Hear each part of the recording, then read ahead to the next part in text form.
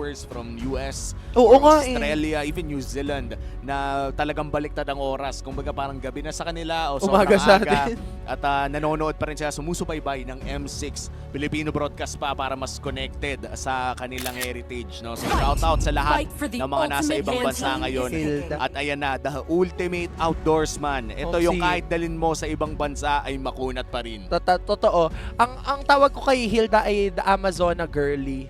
Kasi hindi Oo. pala siya kikay kasi sobra namang hindi naman kikay yan si Hilda. Oo, okay. Pero sobrang Amazona ni Hilda. And right now, since pinag-usapan natin kanina si Diablo na kailangan niya mabigyan ng hero na maganda, I think Hilda is one way to go about it. Oo, yan na yun. Parang kung wala nang ibang mas gaganda pa eh. Yep.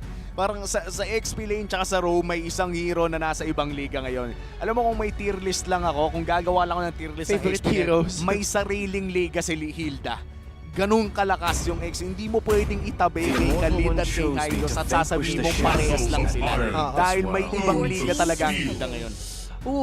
Gatot pa din ang pipiliin ngayon ng Twisted Minds. Ayaw talaga nilang pakawalan yung Avatar of the Guardian pick na meron sila. But then, for NIP Flash, pwede na sila mag-juice in right now. Kasi nakita na nila yung Assassin Oo. pick dito na nagmumula sa Twisted Minds. And I'd say, relatively safe Oo. pick naman ng juice in. I agree. Kung secret ka, parang ayaw mo na mag-Martes dito eh. Wag naman na. Kung marunong ka mag-Zushin, it's the best time to take out the Zushin dahil may kasama kang Hilda. Yep. Ito yung pag ginombag na ng Hilda, dadamputin mo na lang, inyo na yan. Wow, totoo ba to? First time yata to For in a long hope stands time. with you. Oo nga. Cho Zushin, please. Yes, show juice in. Please, Skirt, please naman! Tingnan natin. Ayan na! Lumabas na si Vincent din eh. Perfect. Sorry.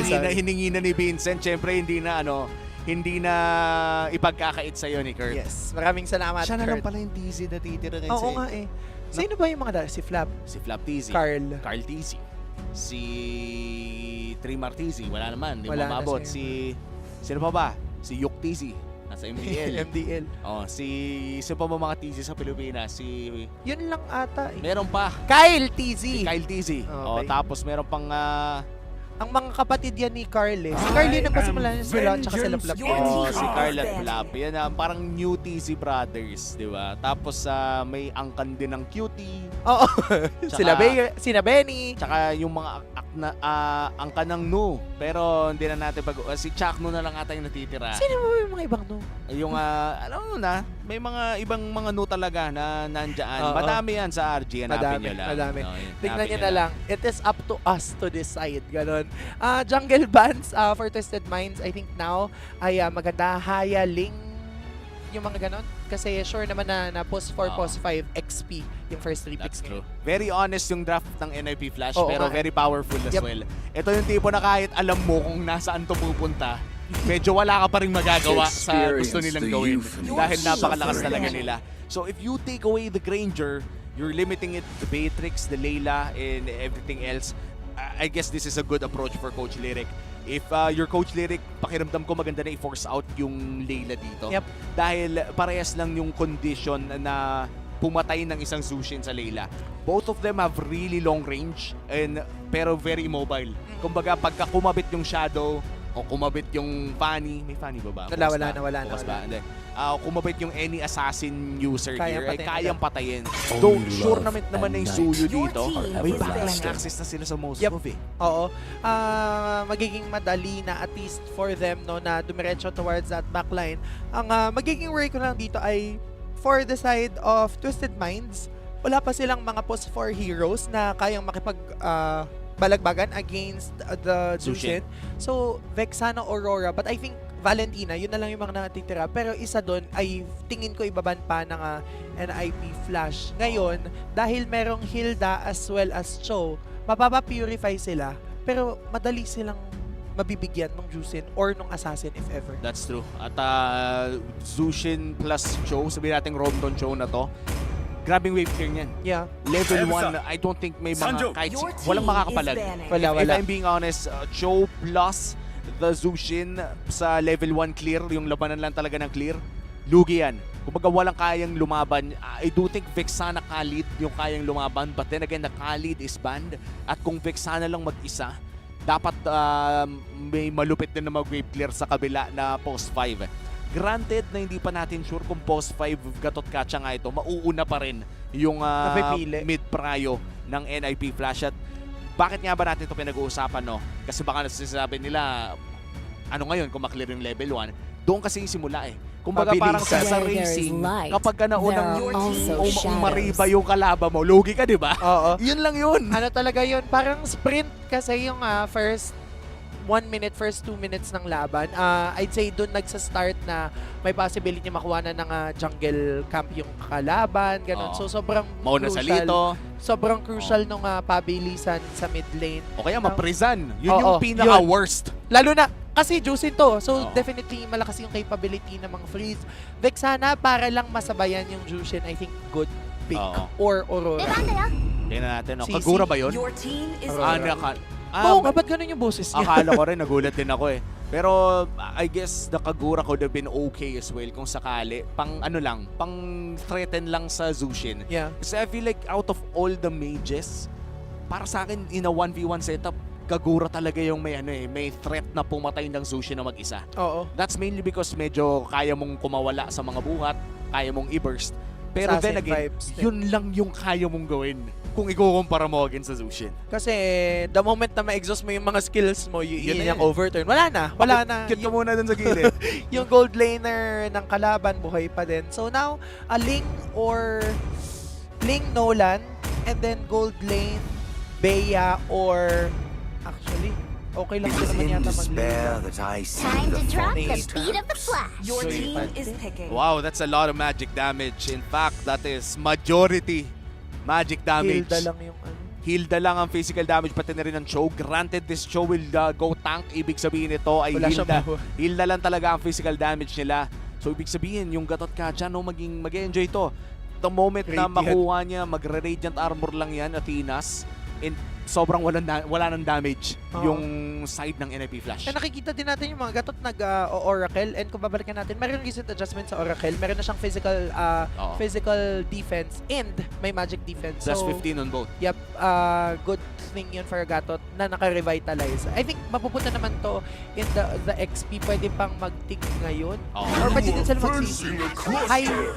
Glue. Oh. Oh, wow. I guess this is just a very specific counter para dito sa Hilda. Oo. But this is not a direct counter. Ito lang yung para lang magkaroon ng spasyo yung kakampi mo.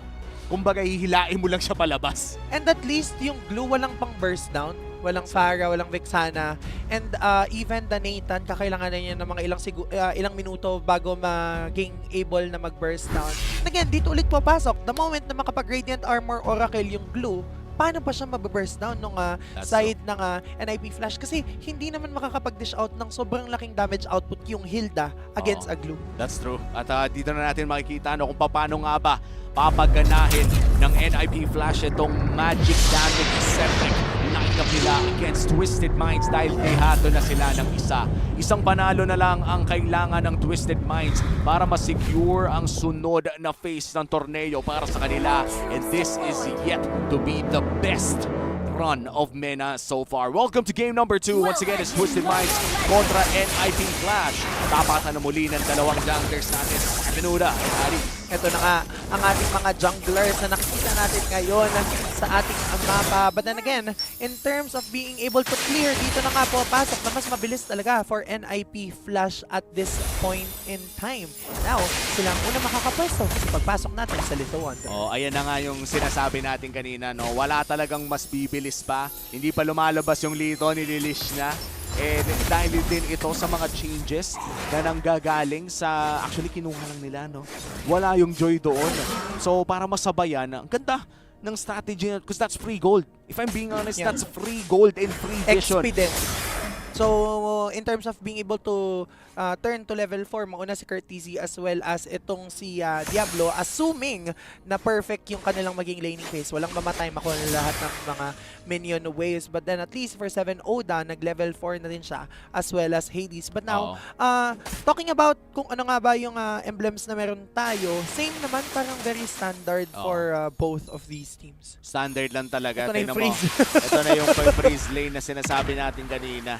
At medyo mahihirapan dito si Coffin, no? Kasi yung first skill niya, dikit-dikit yung mga minions eh. Kapag binatoan niya yan ng isa, mapiprisa na naman siya. So, just like that, mauna na naman sa ikot si Curtizi. Then NIP Flash, kahit pa sabihin na nating dikit pa rin ang gold lead, nauuna silang pumesto. And that would give them a slight advantage kung sakali, wag lang mahuhuli nang wala doon sa na bigla.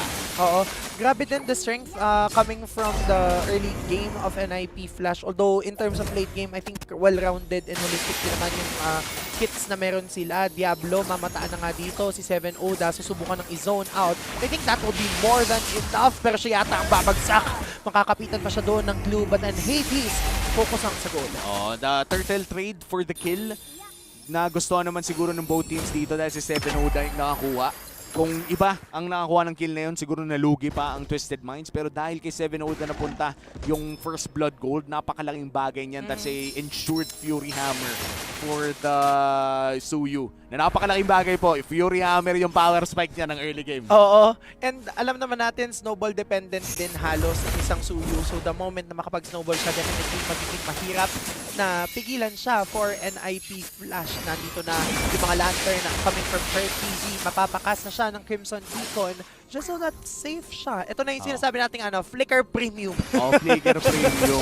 Ang hirap din kasi tingnan mo ang skip na ni 7 Oda. Yeah. Hindi pwedeng tiisin yan. Yan yung tipo na ilan lang ba ang cooldown ng Crimson Beacon? Around 30 seconds, diba? Yeah. Mga nandun yung around 30, good 28, 32. Pero mukhang dahil na-burn nga kanina, Curtiz mukhang makakatakas ngayon. 7 Oda, mababalibag ng slide pero nasipa pabalik ng Torre. At parang ganun lang ay dinala siya pabalik ng Mena. Sobrang mabilis yung pagbibitbit ng NIP Flash pagkatapos buhatin ni Curtiz. Ang lakas pala ni Curtiz, kaya niyang magbuhat ng isang buong tao. Pero pagkatapos niyang buhatin, si 7 Oda nasipa pa nga doon nitong si JPL. And good sign yun kasi nararamdaman natin yung damage output coming from that Suyu. So, kailangan ma-shutdown and mapabagal natin yung jungling clearing niya. And for Suyu, pag napabagal ka na ng ganun, yung Joy pwede ka nang i-invade eh. Yep. Kanina wala pang karapatan mag-invade yung Joy. Pero ngayon na medyo nabigwasan ka na, lamang na rin ang isang level si Hades. We might see invades dahil kaya na niya ng ina 1v1 setup.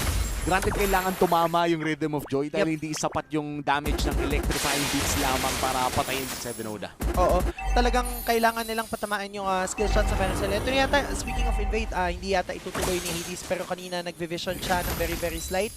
Speaking of vision, Twisted Minds, gugustuhin din, kontrolin ang ikalawang pagong ng ating laban. Hades sumasayaw-sayaw with the Rhythm of Joy. Nandito lang din naman si 7 Oda, masisipa yata siya ni JPL papasok with the Way of the Dragon. Tapos mamataan pa siya ni Diablo, out yata siya doon pero hindi yata magiging sapat na damage output na meron siya. Hades is naniguan with the split kaya siya ang unang babagsak.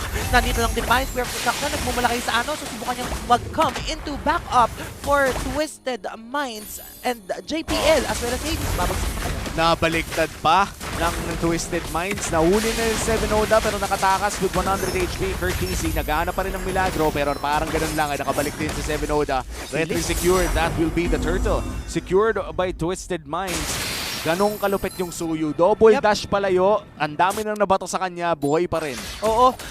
Ang ganda din talaga nun. I think ito din yung Suyu na for sure mag-war axe later on in the match. And na pag-usapan natin to ng mga nakakaraang araw na Uomi, this is what sets Suyu apart from all of the other assassin junglers. Kaya niyang tumagal sa teamfight talaga. Kumbaga parang may skills ng isang assassin at may sustain ng fighter. Oo. Kaya nga napakalakas talaga. Kung hindi ka pa nagsusuyo at assassin user ka, medyo gamitin mo na bago mapahina. Kasi ito yung sure kang after M6, manonerf yan. Imposibleng hindi. Oo, baka nga makakita tayo ng mga adjustment. Hindi naman sobrang laki kasi hindi naman yung ginagawa, no? Makakita tayo ng mga adjustment sa Suyu pagpasok natin sa mga susunod na linggo or even just right after M6. Na by the way, matatapos na nga pala tayo. Hanggang December 5. Yes, in just a few weeks left. So ngayon, for Twisted Minds, kailangan nilang ituloy yung aggression na meron sila and hindi antayin na makapag-power spike si Vanix. Oo, and for Vanix, I think itong Nathan na to, 4 items right now. Yep. Bago natin maramdaman. Especially, no, yung 4 items na yun, usually Holy Crystal yung pangatlo o yung pang-apat. Tas Divine Glaive yung... Tas Divine Glaive. Ano na yun, palitan na lang. Pero napaka-importante din kasi ng Magic Pen dito considering that all of the tanks na manggagaling dito Twisted Minds ay siguradong magre-rate yan. mamaya pa talaga natin makikita yung damage na manggaling kay Vanix. Oo. So, the moment na makapag-Radiant Armor na sila ay magiging enough ang damage na meron sila sa magiging duguan doon sa kanilang bakbakan coming from Hades, and the turtle will be up right now. Diablo, Buti na susubukan pa. Grabe naman ang pagka-brusko mo dyan, boss! Buti na lang nakapag-recall agad. Kasi imaginein mo, no, kahit may Fury siya doon, hindi siya ligtas. Attacker TC medyo madjombag. JBL nakakonceal. Ayan na nga, magsisipa na nga doon. Ito nga si Seven Oda. Tapos nandito pa din si Hades nagsasayaw-sayaw with a rhythm of joy. Troll magiging duguan dun sa laban na yun. Mapapa-avatar progression sa layo. And what a play coming from NIP Flash. Nag-transition sila into the turtle. Mukhang free turtle ito for them. Oo, NIP Flash mukhang dahil sa napakagandang play ni JPL na hanap nila si Seven Oda, mapapabagal na naman yung pagpa-farm niya dito. Yeah. Wala pa namang big level gap, pero Vanix, lilikuran ata dito at hindi na niya itutuloy pa. Kamuntikan, malakas na yung Nathan, Yeah. pero hindi pa siya yung Nathan na kayang sumolo buhat. Oo. Ito din yung mga Nathan na magugulat ka entropyin tapos bursted down agad yung mid lane or kaya yung jungler ng iyong kalaban. Meanwhile, NIP Flash, ginagawa talaga nila yung kaya nilang gawin para mahirapan si Seven Oda na i-secure yung kanyang mga neutral camps, and by doing so, napapabagal nila yung lalong pag-snowball coming from Seven Oda. Oo, and I think this is the goal for NIP Flash. Ayaw mo mag-snowball yung isang Suyu dahil may late game advantage din naman in terms of split pushing na manggagaling kay Saano. Kaya naman if you're looking to shut down one person, dapat talaga yung Suyu. At ayan na nga yung War Axe niya, pero Holy Crystal naman ang sagot ng isang Joy. Ito yung pure damage talaga na kapag sinalo mo yung electrifying beats, most likely ay mamamatay ka talaga. Kahit anong gawin mo, parang si Dax ginawa to Yung Joy na naka-Starlium Sight tas diretso Holy Crystal, and even Innocent fell down in his hands na naka-Granger by the way. Which is why right now, nagiging maganda kayo performance coming from Falcons. But then again, focus muna tayo dito sa laban ng NIP Flash at Twisted Minds. Ito na yung bawas na nagmumula. Curtizy with a Crimson Beacon. Tapos mapapababay nga ba sila doon? Pero hindi pa din naman kasi sabi nila hindi kami ang NSYNC. Habang si Vanix magpo-focus lang in pushing that second tier turret, and unti-unti nang nawawala ng espasyo ang Twisted Minds. Oo, na Fury yung stacks doon ng Butterfly, kaya naman hindi siya napalipad ni Curtizy. But that is already the Purify burnt for this Lord fight. And the Holy Crystal secured as well. 3-item power spike para dito sa Nathan. Kahit pa sabihin natin na wala pa siya masyadong damage kila Sanji, ni Sanji yun. If you are the Nathan, kaya mo nang i-burst si Coffin, pati na rin si Sano. Kahit si Seven Oda, I think the moment na mag-entropy in siya tas tumama yung skills na meron siya, ay mararamdaman na ni Seven Oda yung bawas na nanggagaling sa kanya. Considering naka-Starlium Scythe din siya. Meanwhile, yung Lord ay kokontrolin dito ng NIP Flash. Nandito lang din naman si Hades, nagcast na ng kanyang electrifying beats, pero mababagsak yata siya doon. Si Seven Oda nararamdaman na yung damage Ayun na meron lang. siya, pero killing spree against Vanix. Mapapasabog din yung top lane turret at mukhang pupunta na sila sa Lord. Oo, talagang kinulpi muna si Saano doon sa taas. At ang maganda naman dito ay kung mapapareset ng Twisted Minds itong Lord na ito, ay makakasunod pa rin with the Spear of Destruction kung sakali. Pero dahil alam din ito ng NIP Flash ay hindi na nila ipapabigay pa. That's gonna be the Lord secured for NIP. At tuloy ang laban for Singapore. Tuloy nga ang pag-rampa lalo ng NIP Flash, considering na nandito na yung Lord sa ating top lane. Nagmamarcha na. Sobrang bilis ng pag-spawn ng Lord na ito, and Curtizy with the highest damage dealt. Grabe din naman kasi yung mga Lantern Flare na nagmumula dito sa hero na ito. Ang hirap din kasi, no, imaginein mo, you have a Zushin, may kalabang ka pang Hilda. Ito yung tipo na pag binigay mo yung dalawang yun, mag-prepare ka na talaga for a hard game. In Twisted Minds, they are having a hard game. Di nila mabawasan yung Hilda. Nahihirapan silang mag-push at nahihirapan silang dumepensa. Anytime, pwede pumasok ang NIP Flash dito. Oo nga, considering na medyo masakit na din yung kit na meron sila. And wow, Uomi, ngayon ko na napansin, 3-3 lang pala yung kill score natin. Grabe, medyo mababa ang kill score. 11 minutes in, 6 pa lang ang namamatay. Parating may nakakataas, parating namang may ganap. Ito yung lagi may nangyayari pero wala lang natutuloy. Yes. Ano yan, mga drawing lang ng drawing. Yun ang nagaganap dito sa laban na ito. Hades papasok with electrifying beats sa 7-0. Ang susunod niyang susubukang paduguin. Pero pero hindi pa din naman magiging sapat. Ang damage output, Avatar Guardian ko Ay, connecta. grabe. Pero natunaw lang ni Vanix si Troll. Tapos kumonekta pa din naman doon yung Frigid Blazer na nagmumula dito kay Capin. Habang si Hades nandun sa dulo, makikita na lang kung nasa Tisano. Capin ay babagsak na din. 4 na miyembro ng NIP Flash ay buhay pa. Habulin nila kung nasa si Seven Oda. Pero si Vanix, TV ka lang muna dyan. Ayan na, minion wave na lang ang inaabangan. 10 segundo para kay Troll. Ang tanong, 7 Oda, sapat ba ang gagawin mo? Hindi pa yata magiging sapat kasi unstoppable ang pinatunayan ni Vanix as they equalize the series and extends it to a game decider. Game 3.